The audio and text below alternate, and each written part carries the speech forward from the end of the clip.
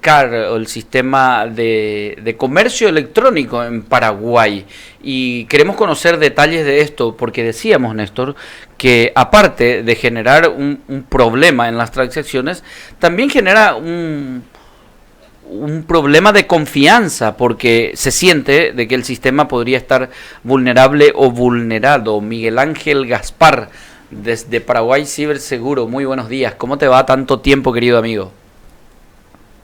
Querido amigo, qué gusto saludarte, a la gente de Coronel Oviedo, un gran abrazo, un placer. ¿Cómo podríamos catalogar lo sucedido, Miguel, con el sistema de colapso ayer en el comercio electrónico en Paraguay? Ese es el primer problema que tenemos, mi querido, que a falta de cumplimiento de la ley de protección de datos crediticios y a falta de una ley de protección de datos personales, los entes, las financieras, los bancos, no sienten que estén obligados a dar explicaciones cuando este tipo de cosas pasan. No podemos decirle a cientos de miles de usuarios que hubo intermitencias porque nosotros sentimos la intermitencia. Es lo mismo que si no tenemos energía eléctrica y la gente la anda y te dice no hay energía eléctrica, no vas a tener luz. Y ya sé que no tengo luz porque no hay energía, pero ¿por qué? Se reventó un estabilizador, falló de Acireta, falló de Itaipú, y esto pasa lo mismo acá. No sabemos si fue un problema con switches, con su router, un ataque, nadie sabe nada, solamente intermitencia. Ese es un punto oscuro que debemos aprender a corregir como país. Y ahora, la posibilidad de la promulgación de esta ley que estás diciendo que es fundamental para esto, Miguel. La ley tendría que haberse tratado ya 2 veces este año. Se postergó para la semana pasada, y la semana pasada con todo este lío de jubilaciones se volvió a postergar para dentro de 15 días. Sí quiero hacer notar, porque esto lo hemos discutido contigo y te agradezco mucho la calidad con la que tomaste la discusión. Sí hemos notado que ya hay intereses de grandes empresas que están aceitando el mecanismo de algunos medios de prensa que están apuntando a que la ley es una copia de la ley europea y no es cierto. Esa ley tiene 6 años de trabajo, se aterrizó a lo que es la situación paraguaya, muchísimos entes públicos salieron a dar su opinión y lo que pasa es que le va a poner límites al uso indiscriminado de datos personales, le va a poner límites a la recolección invasiva de datos biométricos y va a obligar a las empresas, a las telco, a los bancos, a las financieras, a que sean más transparentes en la gestión de datos. Y eso es lo que no le va a gustar, mi amigo. Ese es un problema. La transparencia no le gusta a los oscuros. Eso siempre lo decimos. Ahora, Miguel, ¿cuál es el grado de vulnerabilidad de las cuentas bancarias de los usuarios o de quienes somos usuarios ante esta situación? Y te pregunto esto porque a mí me genera una sensación de miedo, incluso por el hecho de que no tenemos la explicación de por qué pasó esto. Entonces puede ser que si el sistema completo fue vulnerado, que también nosotros estemos en esa situación. Y ese es un punto muy interesante. Y voy a contar por qué. Hay cosas que no puedo decir nombres, pero te voy a contar para que la audiencia entienda. Una situación es que vos, Cristian Miancioto, yo, Miguel Ángel Gaspar, seamos negligentes en el trato de nuestras cuentas bancarias y en el mismo teléfono donde tenemos nuestro acceso a la cuenta bancaria, descargamos película, jugamos juego pirata y otro montón de cosas que terminan comprometiendo el dispositivo y comprometiendo nuestra cuenta, o le damos clic a cualquier mensaje y terminamos comprometiendo nuestra cuenta.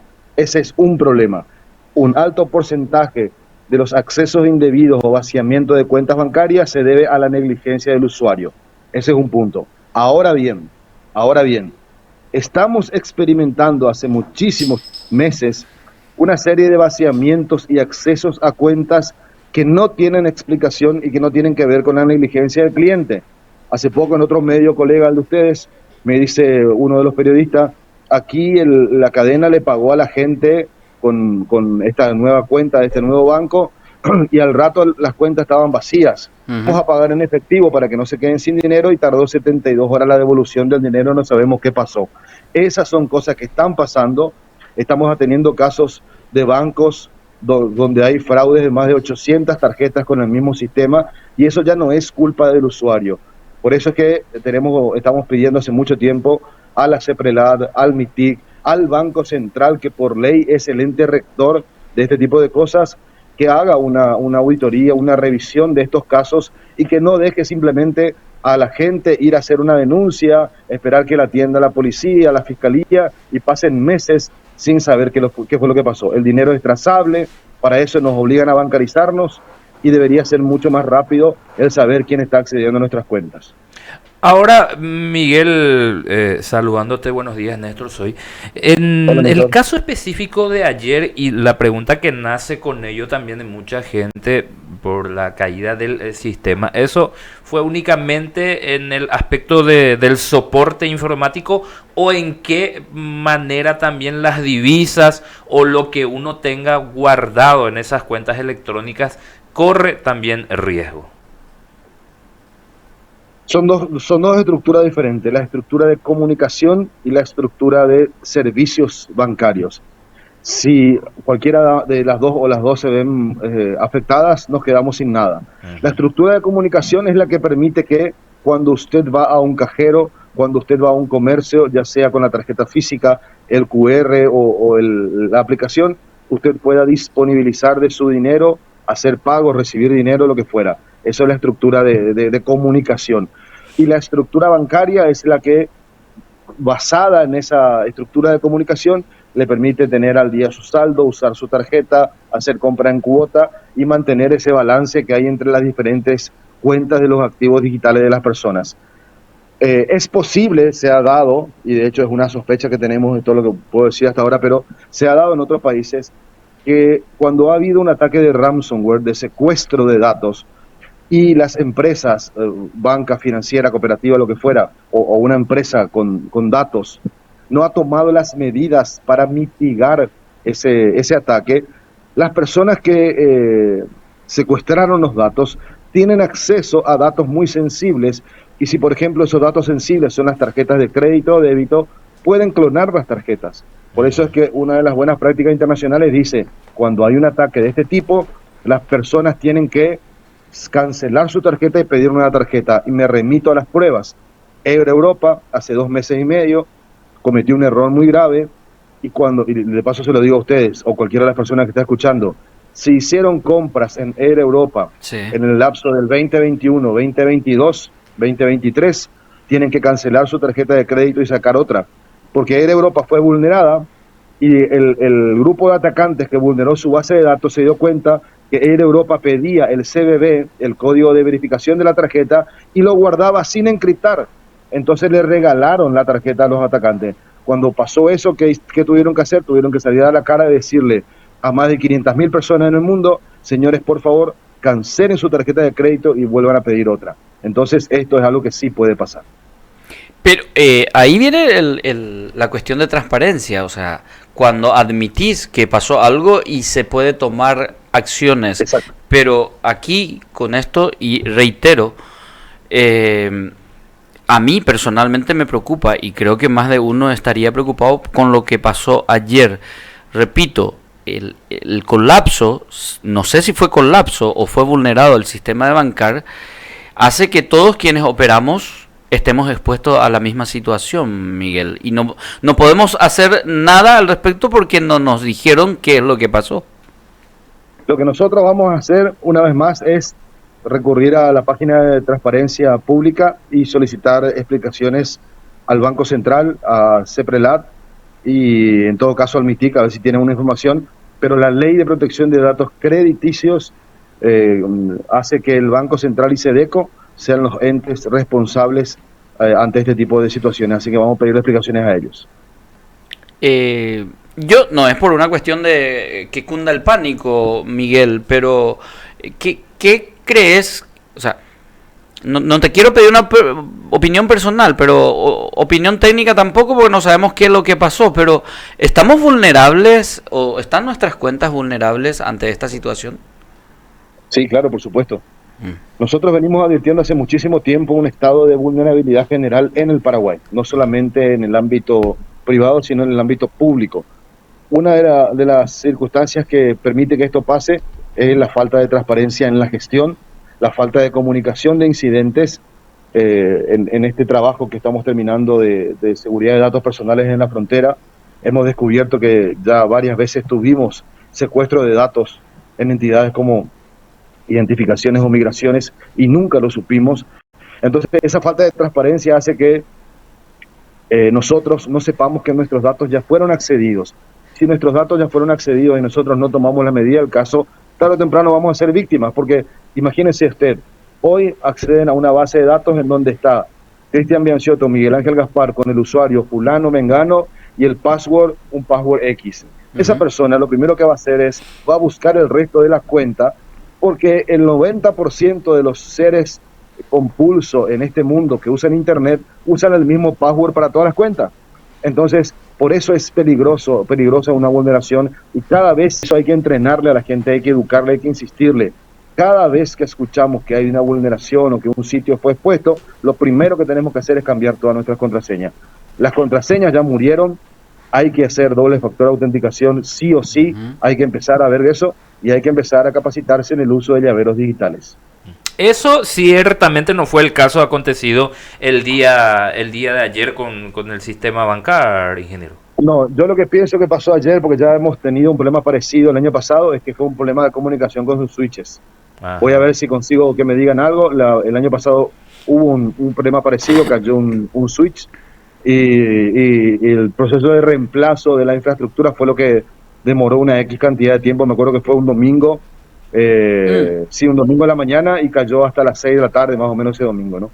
Entonces, bueno, vamos a tratar de averiguar qué fue. Pero ahora también, y lo hablábamos un poco más temprano, ¿en qué modo eso puede también a veces ser subsanado sobre la marcha, como se dice, ingeniero, con el nivel de monopolización que tal vez hoy se podría decir o no de que tiene una empresa prestadora de estos servicios? Si eventualmente eso aconteciere, se podría, por decir, migrar el soporte del sistema sobre otra compañía o proveedora.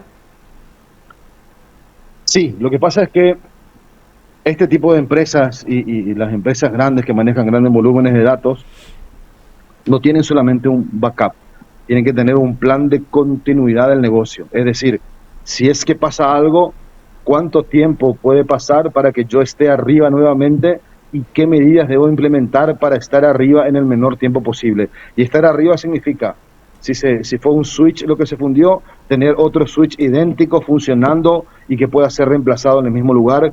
Si lo que se fundió fue el data center y no el switch, ¿en cuánto tiempo puedo hacer que 9.600 cajeros y todo el sistema y todos los servidores apunten a otro sitio alternativo? Ese sitio alternativo va a dar abasto.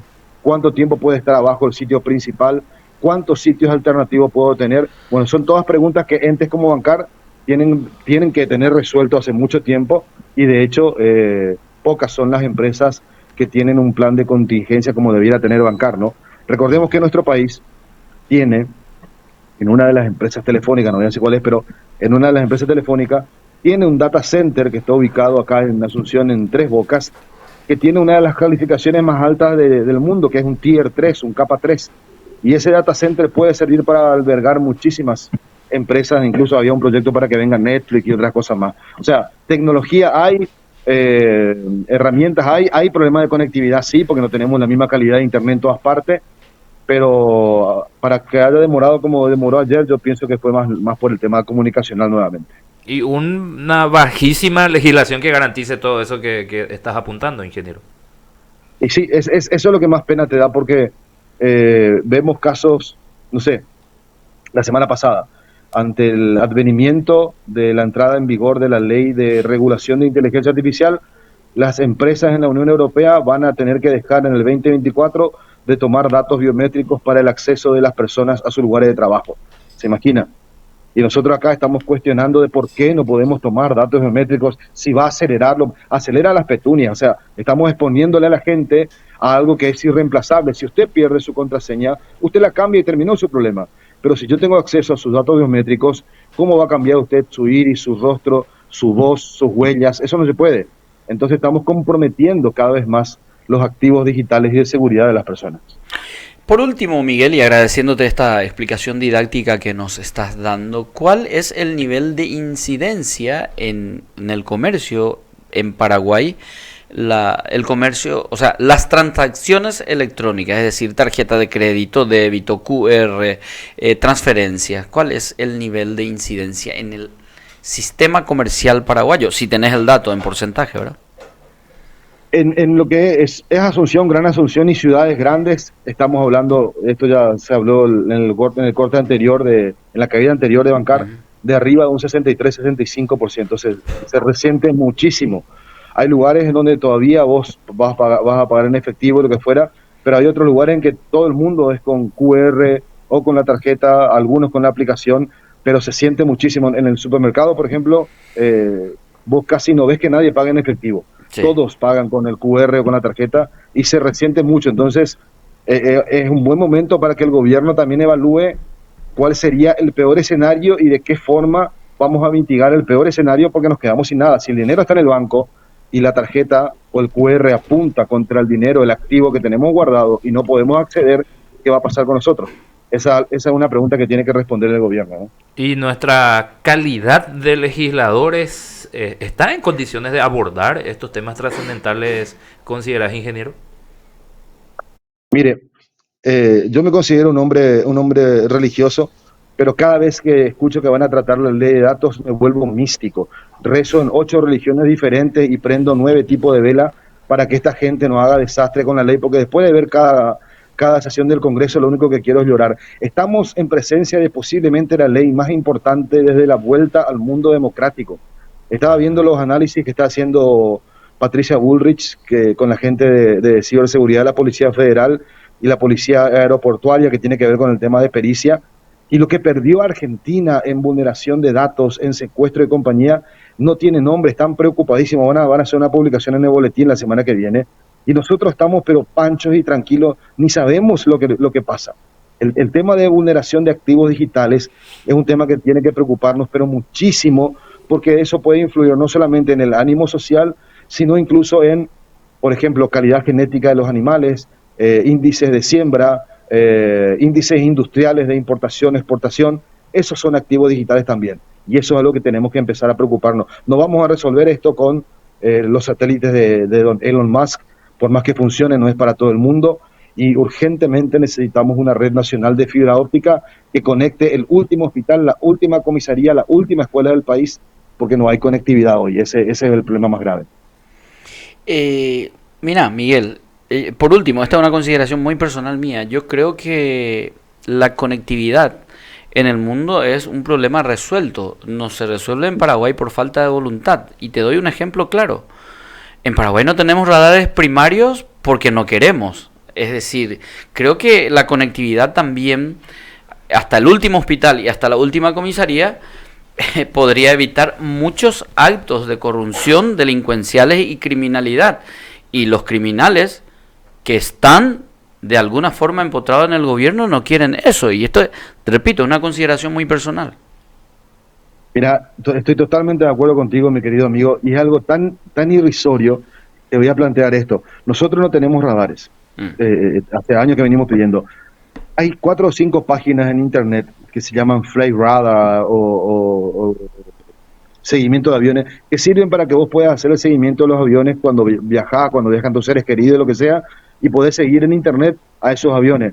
Bueno, en esas páginas vos ves que van avionetitas y compañía por Paraguay y nosotros no estamos enterados siquiera. Así que imagínate el grado de desfachatez que tenemos, que radares en la estratosfera, satélites en la estratosfera pueden detectar ese tipo de cosas para una información pública y nosotros no podemos poner un par de radares para saber por qué miércoles aquel Cessna que está acá está bajando en medio de la estancia de Lombú allá en Concepción. Imagínate. Miguel, gracias por tu tiempo y por estas explicaciones, siempre muy amable. Que estén muy bien, un gran abrazo, nos vemos pronto. Igual, Miguel Ángel Gaspar, Paraguay Ciberseguro, hablando